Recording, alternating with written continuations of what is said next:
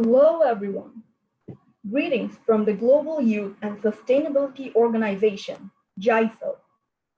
From the capital city of Malaysia, Kuala Lumpur, we would like to thank you all for your participation on our OYEP20 program.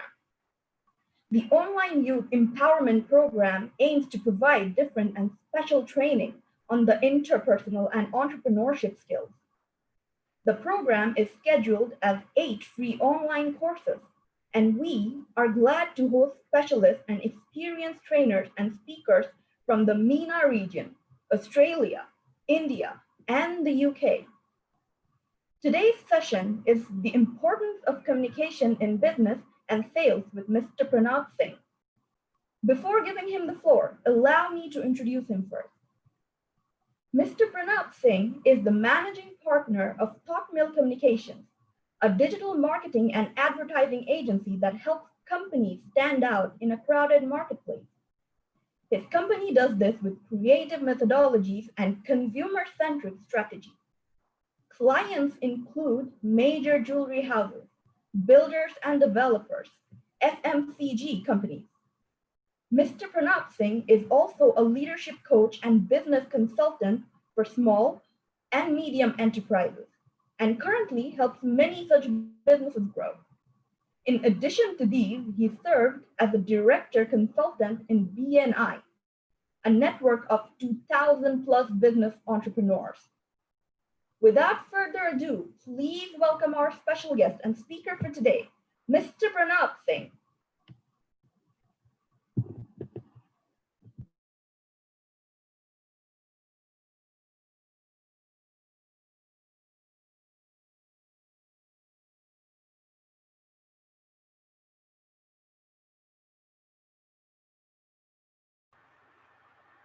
All right, looks like I can unmute myself now. Thanks a lot.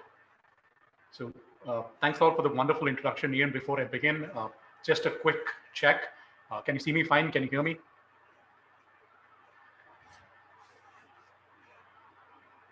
Yeah, give me a thumbs up or some kind of response if, yeah, perfect. All right, thanks a lot. Now, I'm not sure if it's too much for me to ask, but is it possible for you to turn on your videos? I like to speak to faces and not just an empty screen. So if some of you can do that, that'll be wonderful, and we can have an interaction.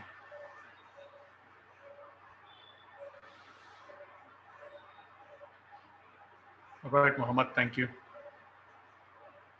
Well, while I wait for everybody, at least most of you to turn your videos on, I would like to continue speaking on communication, and thanks a lot for that wonderful introduction. I wish my mother heard me being introduced that way. She would have been very proud of me. But I'm glad that it got through, and I'm happy to be here and talk to each and every one of you. Now, before we dive into the session, what I want to remind each and every one of you would be that I want to keep this session interactive. So at any point of time, if you have any kind of questions, feel free to unmute yourself, come on video and ask me, or put up in the chat and I will try and take the answers. So don't wait probably till the end of the session. Don't wait for me to finish and then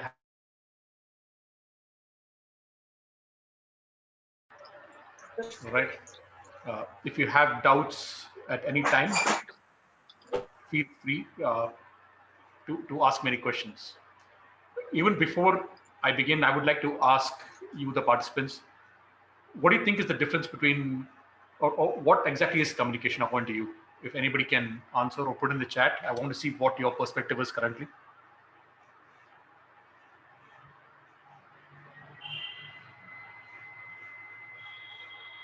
So what is communication?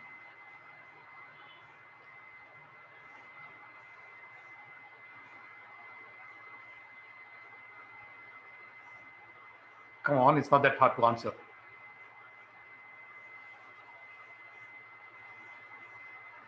Speaking with others, Akram? Yes, a part of it is yes. Anyone else?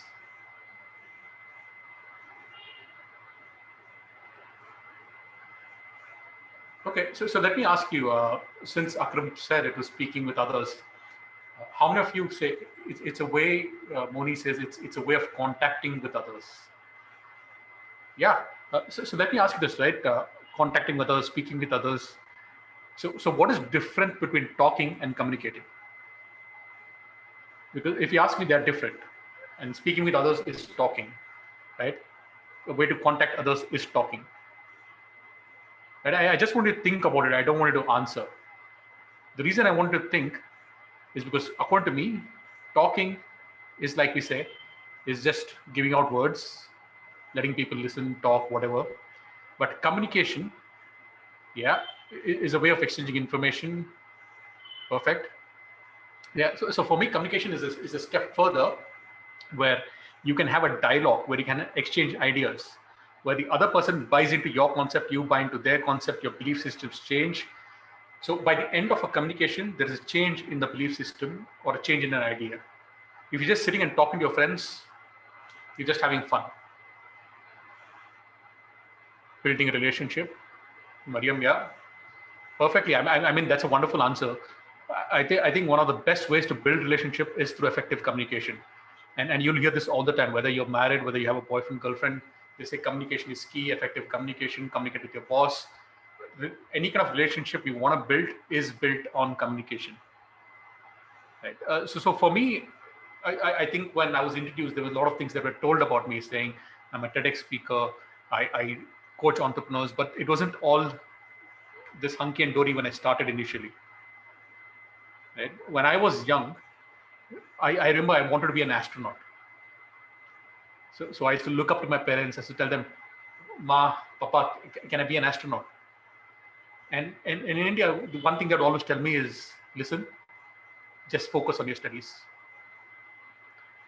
And I used to argue with them that, listen, I want to learn, like I want to be an astronaut. And they would tell me, you have time. Just say yes. Focus on your studies. Now I said yes, I focused on my studies, I went on. And I remember going to school and like a day or two in, my teacher gives me this homework assignment, which we're supposed to work on. And as you know, we had a lot of work to do at school and we had to work. So I walked over to the teacher and said, ma'am, there is already a lot of work that we need to put in. I mean, there's a lot of homework assignment. Is there something else? Can you reduce the amount of homework? And she looked at me and she said, my subject is also important. Just say yes. So I reluctantly said yes. I did what any student does. I pretended to study. So it didn't really pan out that well. I got good grades, but I could have done much better. But something beautiful that happened was once I passed out of college, I started working, right? My first job, this huge MNC, a multinational company. I walk in, within a couple of days, I get an email from my boss asking me to work on a project. Now, the thing was, I still hadn't figured out like where the cafeteria was, where the washroom was, and I was already asked to work on something. So it was a little tough. So I remember going to my boss and telling him, like, can I get some time to get customized? Can I get used to this? And I remember what he told me. He said, just say yes. I mean, it is your job. You have to get it done. There is no. So I went through this huge struggle of what am I supposed to do? I said yes. So as a son, as a student, as an employee, but something wasn't right. I mean, things weren't working out that great for me. So I decided to start something on my own. Now, the problem of starting my own business was I didn't have money. I didn't have a place to run my business out of. I definitely didn't have any experience at that time. So there were a lot of issues that we were having. So I was sitting with one of my friends. We were having a chat, and so we came up with this idea. So what I decided to do was something called direct marketing. I'm not sure how many of you know what direct marketing is, but direct marketing is pretty simple. You take a product from somebody, you borrow it, you go sell it, and then whatever commission you make, whatever extra money you make, a certain part of it you keep as a commission. And if you don't sell it, you give the product back. So I didn't really need to invest in a product. I could just borrow somebody's. I didn't really need a setup. I would just go knocking on doors, door to door, and try and sell this product. I sold everything. I would sell knives, watches, cutlery. I don't know what all I sold.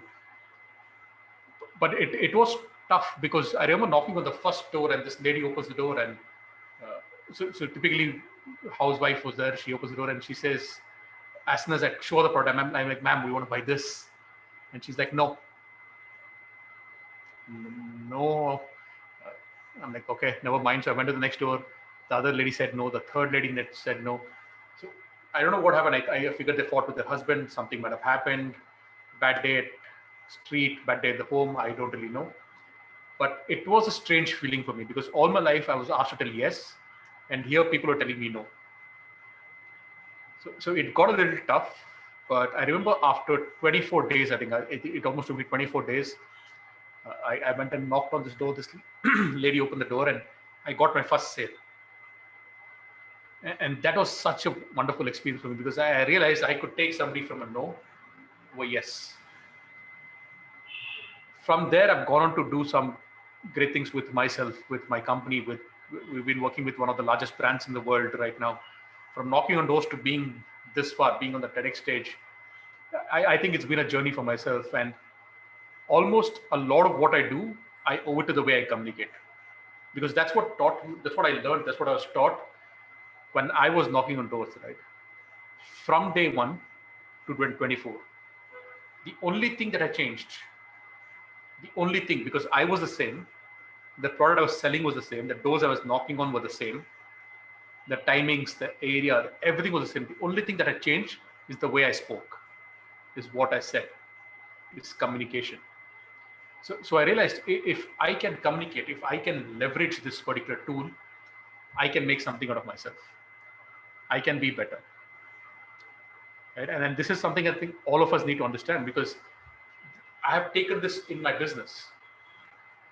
When we started our organizations and we started working with one of the largest clients in the world, they had requirements. Some of the big guns in the country were competing. Some of the biggest companies around Asia were competing. And the thing that differentiated is the way we used to pitch, the way we spoke, and the way we sold ourselves and the product. So communication has gotten me a long way. So I honestly want to tell each and every one of you, you guys need to communicate, right? You need to work on this as, if not your primary, or definitely your secondary skill set. All of you might be, studying to be business doctors, engineers, or whatnot. But communication has to be a skill that you need to acquire and learn. And you'll realize this quickly. If you go for a job interview, if you go for an interview in college, no matter where you go, one of the things they would ask you is, tell me something about yourself. Who are you? No one's going to tell you in the book you read, what is something they said in, book 3, chapter 4, para, second, third line, what was it? No one's going to ask you that. What's going to matter is how you sell yourself, how you talk. You will see this all across, right? If you're working, there'll be certain students who are more popular. We go to office, no matter how much work you put in, there'll be certain colleagues who go up the ladder, who kind of get promoted sooner than you do. It's only because of their people skills. It's the way they're able to communicate. It's the way they're able to talk. And I think a huge misconception that all of us have, or at least in India, I'm pretty sure some of you also face it, is how do we communicate? Our English is maybe not our primary language, it's our secondary language, or English is not a strong suit. So I think we need to get that out of our head. Because I want to tell you, as we all say, English is a language, whereas communication is a skill. Right? You can communicate in any language. If you improve your English, even if you speak decent to good English, it's enough. But if you can learn to communicate, there's nothing like it.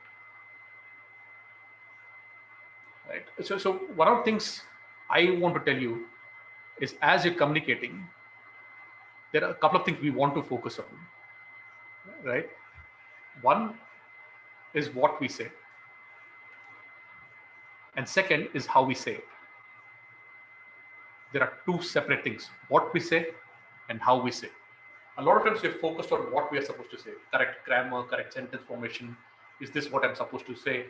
But how we say it makes a lot of difference. And that is what I learned. So initially when I was doing this sales, when I went to client meetings, what were we supposed to say? Oh, we are a great company, we can market well, and this and that. But how we said it should sound genuine, how we make that connection possible. And one of the best examples was one of the universities did this research with a bunch of waiters, and they wanted to see if how they communicated and not changing anything would increase their tip value. So they went and did this research and survey where the average tip in that restaurant was about 15 to 20%. And what they would do is once the order was served, the waiter would walk up to them and give them a mint, right? A mouth freshener. So basically, when they did that, their tip went up by 5%. Now, what they did is, okay, let us see if we can push the envelope here. So they asked them to give them 2 mints, 2 mouth fresheners. So when they went in, they give them 2, and the tip went up by 7.5%. Now, this is obviously not a sustainable model. You can't keep giving a lot of mints. So now they want to see how we can escalate this any further and if we can get more out of this. So here's what they did. So the waiter would walk up to you, he would slide in the bill, and he would give you 1 mint. And then he would tend to walk away, but he would turn back and he said, because you were such good people, guests, here's another mint for you. He would place that mint and walk away. As simple as that. He would still give two mints, 2 more fresheners, but the tip went up to 25%. The same 2 mints. The only difference was how it was delivered, how it was given. So as and when you're speaking, look at the way what you want to communicate and what are you communicating in terms of emotional connection. Right? This is something I want to stress upon. Emotionally, how does the person feel? Right? Are they motivated? Are they angry? Are they, persuaded? Are they entertained? Are they drawn in? Do they feel like you're a leader? So the question is not what you're saying, because what you're saying are just the words. How you make them feel. See if you can get that emotion out of them through your communication. Now, I can talk about this for days. We don't have so much time, but this is something I want you to be cognizant about, something I wanted to be aware about, is what you say and how you say. Right? Now, before I move on, I want to ask, do you guys have any questions at this point of time?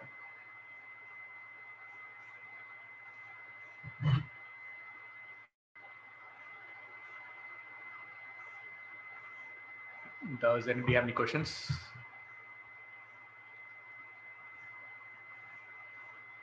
Okay. Amina, thanks a lot.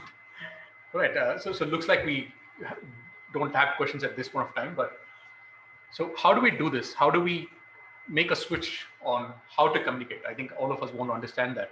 And how do we establish that connection? I think someone did mention, Mariam did mention building a relationship. So how do we build a relationship? How do we, Sahar, how do we contact with them? How do we establish a connection of just speaking? So one of the things that we need to do is listen with an intent to understand, not listen with an intent to reply. A lot of times when we're having this communication, when we're listening, when you're talking, we want to listen so we can tell our point of view, we can reply. So don't listen with an intent to reply, listen with an intent to understand. And that puts everything into perspective. Right? So there's something that we always say is, don't react, respond. When somebody tells you something, your first initial thing that you want to do is a reaction. So don't react, respond. Respond involves listen to it, understand it, make your views and give it back. It takes a little longer, but with practice, the time becomes shorter. So don't react, respond. So when we're listening with an intent to understand, what if the person we're listening to doesn't really communicate? What if they're not telling us what we want to hear? So the first thing is obviously having clarity, right? What I told you through my story of what you want to say and how you want to say it is being clear, is having clarity with what you want to tell and how you want to communicate. But the second thing we want to focus on is something I call curiosity. Right? When we say curiosity, this is something that we spoke about right now. Listen. So how do we listen? By asking questions. It is possibly the most underrated thing ever. We always think, why should we ask questions? Do we come across as dumb? Did we not understand? Is the question smart enough? Doesn't really matter, right? Ask questions. And this is, like I said, by far one of the most powerful tools that I have used, be it in basic communication, right? We want to talk to people as to how are they feeling, what do they feel, what do they want. When we're talking to them, and like, what are you going through right now? What do you like to listen to? So you're able to cater to them. So you're able to build a relationship and talk to them. And that is a big part of asking questions. But also communication in business and in sales. There's a lot of times when we go to clients and we start doing our product, when we start pitching our side of the view, and they have their own perspective and we keep clashing. So a lot of times I start talking, I see we're going in different directions, and I stop and I ask them, so what do you have in mind? How do you think we can take this further? And they just fill in the gaps. They will just answer the question, and it cuts about half an hour, 45 minutes of the conversation. Sometimes it instantly connects with us. There have been times when we've been trying to strike a deal, and I've asked a single question of, you know, what will it take to close this deal? How do we close this deal? And they tell us instead of me sitting and negotiating. Because as human beings, we have this value that we want to be heard. So when you ask questions, they feel valued and they answer the question. So asking questions is paramount. And one of the strongest tools, I say this because not just in communication, but in sales as well, everybody knows there are possibly two kinds of questions that we can ask: open-ended and close-ended questions. If you don't know what they are, close-ended questions are when I ask you a question, the answer can be a simple yes, no. It's a pretty simple, straightforward answer. For example, did you have lunch? Are you working here? It's a close-ended question. Yes, no. Would you like to come to the deal with us? An open-ended question can open up and go in any direction. For example, what are your hobbies? When I ask somebody what would it take for us to make the deal, it is an open-ended question. They can go anywhere. So if you can learn to balance your close and open-ended questions, it's great for communicating. A lot of times in sales, we use close-ended questions to gauge interest, right? And what we want to do is when we ask these questions, we want to see, sometimes even we use it as a lie detector. When we want to know if the person is going in the right direction, when we know something for a fact is this is the way it works, we can just ask them a close-ended question. For example, if we know for a fact that they will not go under a certain price, or we know for a fact that they will not give us a certain deal, but they are pretending to give, I would just ask them, do you think you can give that? And if they answer with a yes, no, maybe, we kind of see what kind of play they're having. So a lot of people use this, right? Why are we also doing this? It's something called small buy-ins, right? I'm talking so much about questions because I think this is the biggest thing that changes the way you could communicate. If you want somebody to do something for you, right? If you want to get hired, if you want a yes from somebody, if you want somebody to agree with you, we do something called small buy-ins. A small buy-in is before I tell them to agree with me, I have them agree to me for smaller things, right? And subconsciously, by the time they come to the third, fourth, or fifth agreement, they agree because they have tend to agree with you. And this has proven to work psychologically. We've seen it tested in the field. And if you've ever gone to buy a car, you will see this, the car salesman doing this all the time with you. Right? Whenever you go to buy a product. For example, if we can go back to both the things, right? If you ever go to buy a handbag, a shoe, if the salesman is asking you, what color do you want? That is a close-ended question. He's going for brown, brand, black. Your answer is telling him how interested you are. Based on that, he's going to make the pitch. What color do you want? I'm just looking around. He wanted to make the pitch. Says brown, he starts digging in deep. So close-ended questions, like I said, help you gauge. And open-ended questions get you further. So how do car salesmen do this? Small buy-ins is something we call 3 yes or 5 yes. Is normally when people tend to agree with you, they think they are on the same page with you.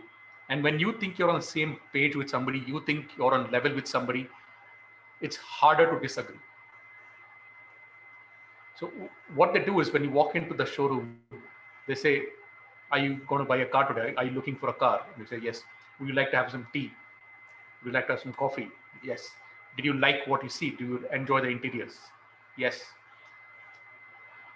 And basically after this, they're like, are you looking for, installments? Are you going to make one-time payment? And you say, yeah, installments. They're like, yeah, that's a better deal, isn't it not? They ask and they say, yeah. So basically when you agree with them 3, 4 times and then they go, don't you think this is a great car for you and your family? Your likelihood of saying yes is a lot higher than if that was the first question. If you walk in and he showed you the car and he said, don't you think this is a great car for you and your family? Most probably you would have to think twice. So small binds, the power of 3 or 5 yeses. So think about this whenever you're talking. If you have an interview, if somebody says, if you think you need to close a deal, don't ask the final question. Don't get the final agreement right away. Right? What you're going to do is get small buy-ins, have them to agree, and then go for the close. So curiosity as to asking them open-ended questions with regards to understanding them so you can connect with them better. And then having close-ended questions so you can actually go for the close, be it in sales, in business, or in personal connections. Always works. And you will notice this technique used a lot in debates as well. So it's called leading the debater. If I'm arguing one point, I don't go back and say, that's wrong. This is how it works. I would say, so you said this. So you mean to say this. So what you're actually saying is this, but my point is this. So by the time when you say you said, and this is what you mean, they already agree with you, you're leading them down, and then you go for the final close. So no matter where you're communicating, be it in debate, be it in college, be it in interviews, this technique works wonderfully. So have them understand their perspective. And like I said, why are we communicating? To build a relationship, to take our connection to the next level. So don't listen to react or to reply. Instead, listen so you can understand and take it further. So have an intent of clarity to help and to take the relationship to the next level. Right? Are you guys with me here? All right. So like I said, at any point of time, feel free to ask me questions. And if you do, it'll be great. I think we just spoke a lot about questions. So having a few questions pop my way would be great. I would, like I said with my questions, I'd like to help you a bit more. I just don't want to give a lot of content here. If you guys have certain questions, I can specifically try and answer those. If not, I'll just continue to what I'm saying. But okay, Mariam, how can we have the benefits of it in work interviews, for example?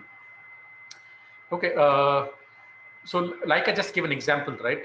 So are you saying, are you the one who is being interviewed?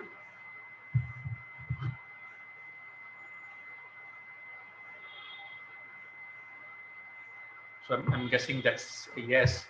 So normally what we would do is, like I said, if an interview is going on, a lot of times we want to do a little bit of research, but once you get in and they start asking questions, based on the questions, you can understand what they're going for. Normally, I start asking them questions back. This is a big misconception that in interviews, you can't ask questions back. We always think they're the ones who are asking and we're the ones who are replying. That's not really true. You can actually ask questions. So a lot of times when they ask questions and they go ahead, I usually like to flip it around and ask them, like, what kind of employee you're looking for? What are you looking for? If you think, if I join this organization, how can I add value? So technically, they start making a pitch. A lot of times they will tell you, okay, how do you think you add value? You only need to have that answer. But if you think you understand the organization better, how can we help you? What is it, something that you can, what are you, something that you're looking for? And you can take it to the next level. So in fact, I remember one of my mentees, I had coached for them for an interview, and it worked wonderfully. They went around with a lot of questions. I think they had a set of about 5 or 6 questions as to, how can they add value? What are they looking for? As to what is something that they can improve on? And something as simple as even asking them to make a pitch. They would go with an assumptive close saying, I've already been selected. So if I join the organization, how do you think I would get benefited a year from now? How do you think I would get benefited 2 years from now? And they start making those pitches. So it's called assumptive buying, right? like I said, leading to a bigger this thing. So we always use these questions and we take it further. So questions are paramount. And in the worst case scenario, if things don't work out, if they say we'll get back to you, if things haven't worked out, I think you still, one of the reasons we said was communicating was to improve. You still need to ask them that question as to how do you think you can improve? If you were to come back for an interview, what changes would they expect in you? Or based on the interview, if they have any advice for you, always take information. I always say we have 2 ears and one mouth because we can listen twice as much as we can talk. And remember, answers stop you from thinking, questions start and help you think. So always have questions, right? I hope that answers Mariam. Anybody else have any questions at this point?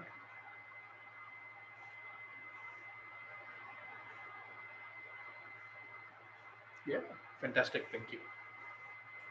Also, when we're talking about interviews, when we're talking about a lot of communication that we have, I think one of the biggest things, the other thing that we underrate is the power of storytelling. A lot of us think storytelling is just for when you're supposed to be on stage, when you're giving a speech. But stories have the most powerful way of communicating. They have the most powerful way of establishing connections. If we go back to when we were in kindergarten, one of the things we remember are those nursery rhymes, the stories that our parents, our grandparents told us are etched in our memory because they are storytelling. If you go back to a lot of cavemen, right? The first cavemen and women, they drew and they painted a picture, they told a story.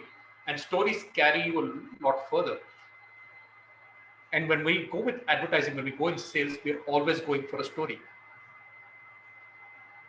Right? We always tell when we are selling in advertising, don't sell the product, sell the story. Right? If you take a look, Coca-Cola, what do they sell? If they were to talk about your conventional education, they would talk about the product, what the product does, they would have to say we sell sugar water. They don't. They say, open happiness. They're telling you a story. Like if you say this is the picture we're painting for you. If you go with when you go with Nike, just do it. I don't exactly remember saying Nike. These are shoes that we sell. They're selling a lifestyle, saying, okay, this is how you can do it. You can achieve more. This is the kind of people we associate with. So, be it in advertising, in sales, a lot of it is storytelling. And I want this to be used as a power tool for all of us. So, one of the examples that I was taken back to is that of Helen Keller. I'm not sure how many of you know, and some of you will already know of Helen Keller. So, Helen Keller was an activist. She's done a lot in her life, but a lot of people would know this, that she was blind and deaf, right? So she couldn't see, she couldn't hear. So essentially, she had no input mechanism, right? Sensory wise, she couldn't take in information through her eyes or ears. So learning became very difficult for her. But luckily for her, her parents were well off, so they tried to set up a lot of teachers who could try and teach her. So finally, the teacher who came, they were able to establish a thing which was said, okay, here's what we're going to do. I'm going to say the word water. And Helen Keller was taught to keep finger, right? One under the nose, one on the throat. She would pour water on her hand so she could feel it. She would feel the breath. When they say water, she could feel the vibrations here. And she learned that word by word. Imagine how hard that is. Right? She would learn water, she would learn hot, she would learn cold, she would learn word by word, to vibrations, to breath, so on and so forth. So words, as she learned, became phrases, phrases became sentences, sentences became paras, and she went on to do great things. So she actually became a political activist. She wrote a lot of books. She did a lot of things. Now, if you take a look at Helen Keller, for me, it's such an inspirational story. She couldn't see, she couldn't hear, and she wrote books. Whereas all of us are still writing an Instagram update, a Facebook or Twitter update. Right? We have this, we have the gift of sight, we have the gift of hearing, but what are we doing with these tools? So when we look at these people, I always question myself, how are we communicating? How are we improving our lifestyle? But the biggest thing I want to talk to you about is being blind and deaf and being able to communicate is a great thing, right? But what if I told you, what if I hadn't told you about Helen Keller at all? What if I just told you, did you know that 15% of blind and deaf people can still communicate? Or 15% of blind and deaf people can actually read and write. It's not as powerful as the story I just told you. Right? What I just told you was a stat. What you want is a story. Right? So understand that. Facts tell, stories sell. So always have stories. And stories don't need to be long. Stories don't need to be long. Stories can be short. Junu, I'll just take that question in a bit. Stories don't need to be long. Stories need to be short. It can be done in 2 to 3 sentences. When I work with a lot of entrepreneurs, we talk about pitching, right? Venture capitalists going to angel funding. And we go with an assumption that the person listening to you has no time to listen to you. So sometimes we formulate a pitch in 3 to 4 sentences. We call it the 30-second elevator pitch that you've always heard of. How do I tell my story in 30 seconds? Right? An elevator pitch is you walk into a potential, your client, the person that could change your life, and you have just about enough time to tell him about yourself until they reach the next floor or the floor after that. So essentially just 30 seconds. So the things we focus on are what, who, and why.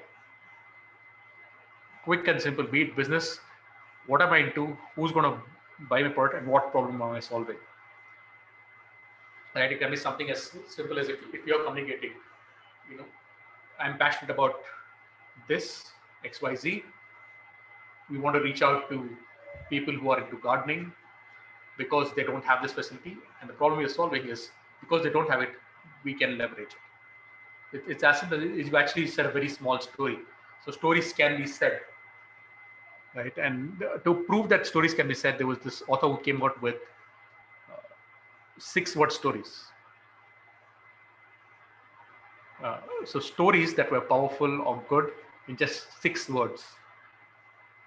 Now, if we have time, I would like to try that here right now. Does anybody want to try telling me a 6-word story?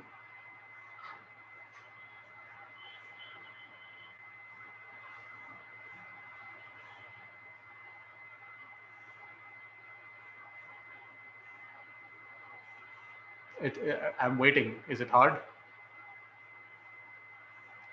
Mariam, yeah, it's not easy. Right? And Mariam, that's a great point. It is not easy. It is not easy because what we never really taught to communicate. Right? Communication is the biggest tool. If you take a look at the most successful people in the world, they are good communicators. They can get their viewpoints across, they can talk, and then they can take it ahead. But communication is never really taught to anybody. It's not part of your syllabus. It's not taught in any aspect. All our schooling, we have taught what to do and what are you supposed to be and not who you are. Right? So it is not easy, but because we have to think so much, but it comes with practice. Right? So communication will work for you if you work on your communication. So it takes a little time, but we need to work on it. And as with practice, like I said, for me, it wasn't easy when I was knocking on those doors. And when I said 24 days, it wasn't 24 doors. Each day I would knock on 20, 30, 50 doors. So you can imagine I was rejected by hundreds of doors. So if I ask you for a 6-word story, you want to go through 100 thoughts before saying it. But when I sold the first door, I didn't really sell the second door again. I again had to go through 50. I had to go through 20 the next time. So the gap shortened. So we need to continue to work. And that is the biggest thing I think all of us want to take home.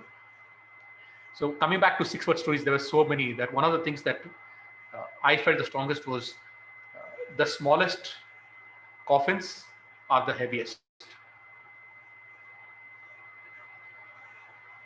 The other one was baby shoes for sale, never used.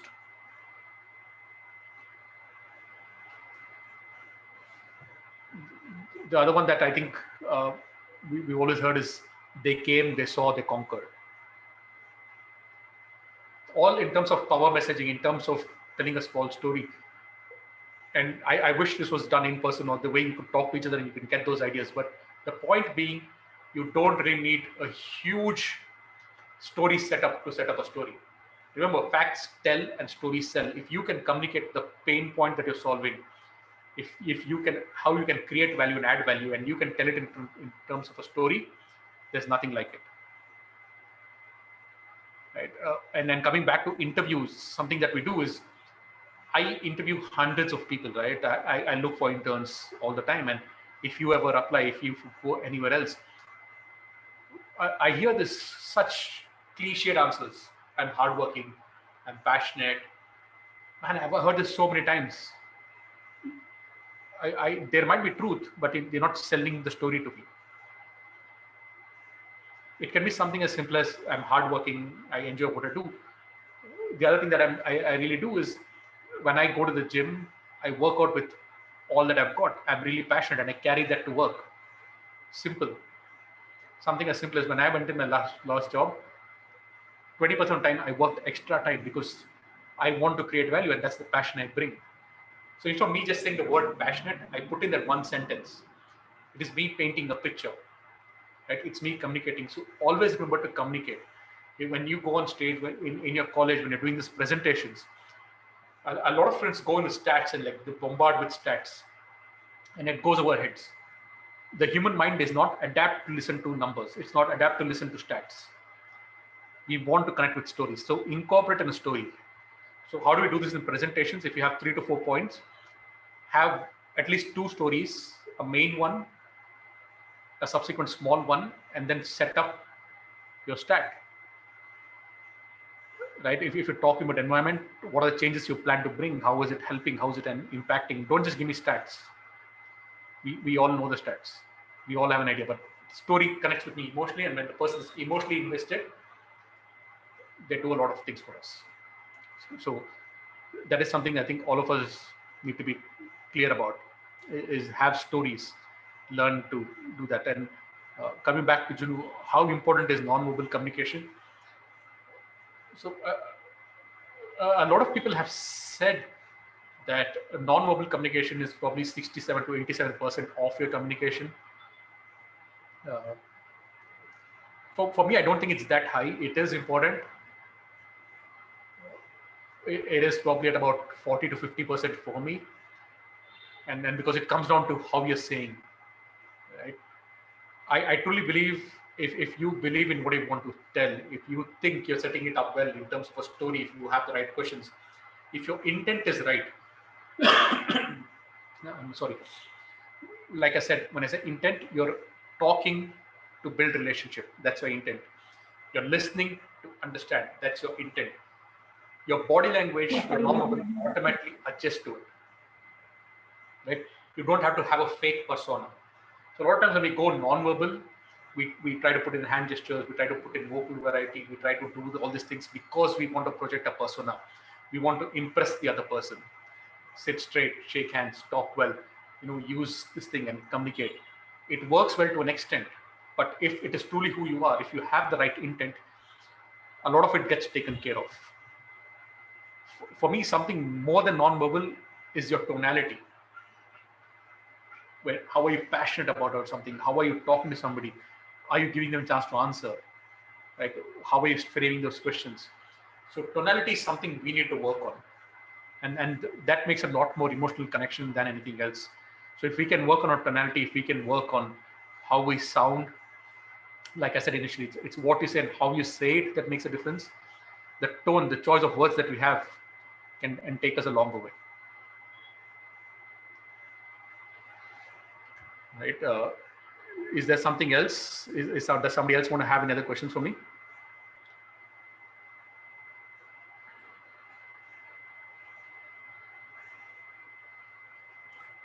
I was always told that if somebody never asks you questions, either they understood everything that they've said or they've not understood anything that you've said.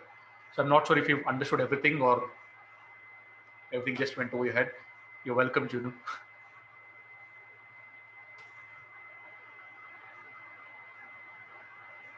So, okay. You're not really getting much of questions.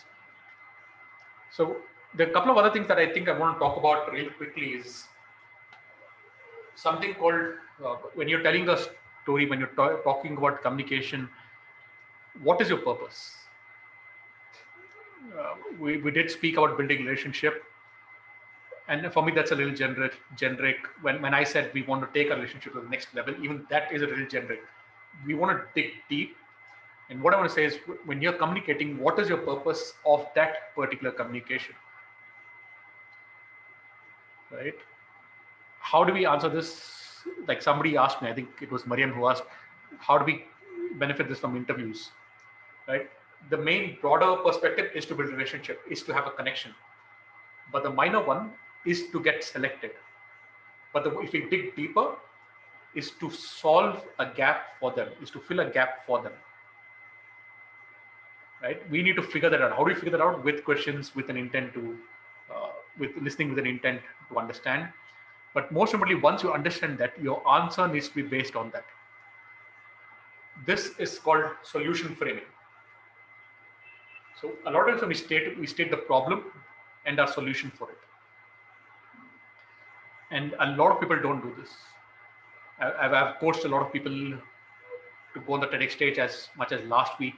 I've coached a lot of people who won world championships, people who give speeches. I've coached entrepreneurs who do business pitching, VCs, students, a lot of them. And the biggest gap I see is there is never solution framing that is done. They don't have a problem and a solution. A lot of times people just say what they do. A lot of people just say who they are. There is no problem solution dynamics here. Right? When you go for an interview and you start saying, I am this, I do this, I'm doing this, the kind of background I have, this is what I want to do in the future. It is all about you. Their problem and their solution is not being addressed. If I can understand that they want somebody who's hardworking, if they want somebody who, who's looking for an app engineer, if they're looking for a position, if their company is in a growth, I understand their problem that they're trying to solve, and I fix that, saying, when I was in my last organization, I saw them having a lot of challenges when they were about to grow.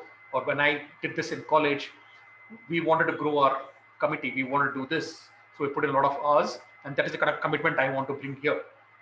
Right? So you give a problem and a solution. If you're doing business pitch in sales, you, like I said, you always sell the story, right? You don't sell the product.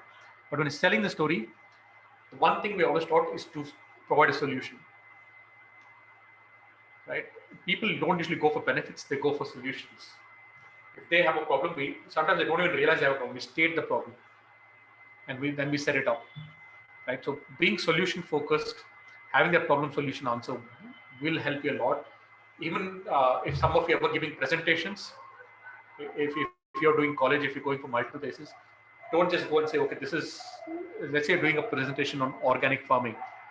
Don't just say this is organic farming, this is what we want to do. State the problem first. The problem is there's so much thing that is happening. This is, a lot of people are suffering because of this, and the solution have been this, which haven't really worked. So this is our solution. And just those two things will give you a better answer, will give you a better chances of winning the presentation. The same thing of giving you a better chance of getting interviewed and getting selected, will give you a better chance of making that sale. So it's always good to have a problem solution focus.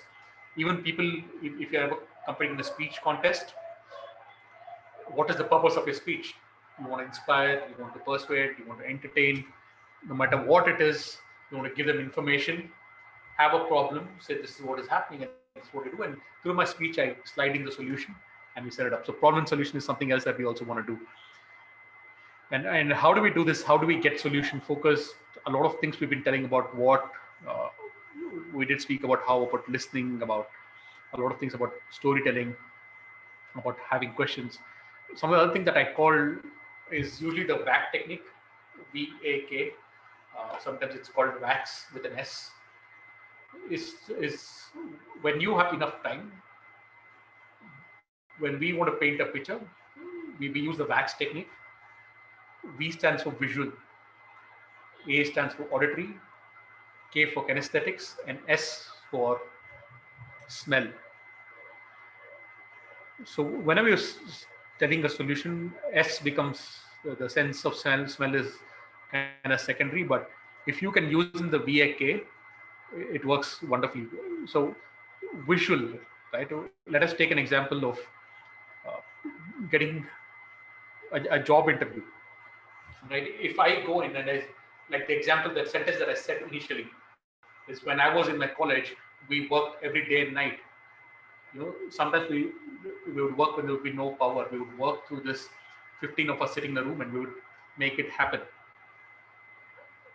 And then that is why I think I'm hardworking and I'll bring it here. So essentially what I'm doing is giving you a visual image of how that room was or how many of us were working. It's a very subtle thing that happens. But that visual imagery gets people emotionally involved. Right? And people do this all the time. So you can do it with the wax technique called the visual, auditory, and kinesthetic. So you can say visually, how was the room? How many people were there? One line about how you were struggling. The auditory was what was happening around them. You can use the sense of sound. Like there was a lot of chaos, but we had to focus. Something as simple as this. If you can incorporate this in your pitch, if you can incorporate this in your interviews, if you can incorporate this in your presentations, it will go a long way, because we use it in advertising. We use it every single place. You see it in movies, right? Even something as simple as describing, asking people to participate, asking them to do something is a movement. So have this as much as possible in your, if you have time to prepare for your speeches, if you have time to prepare for presentations, interviews, and it will help you, right? So how, just a quick question, how are we doing on time?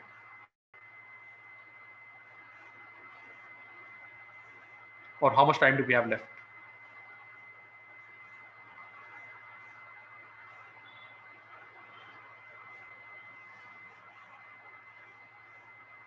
Is everybody there?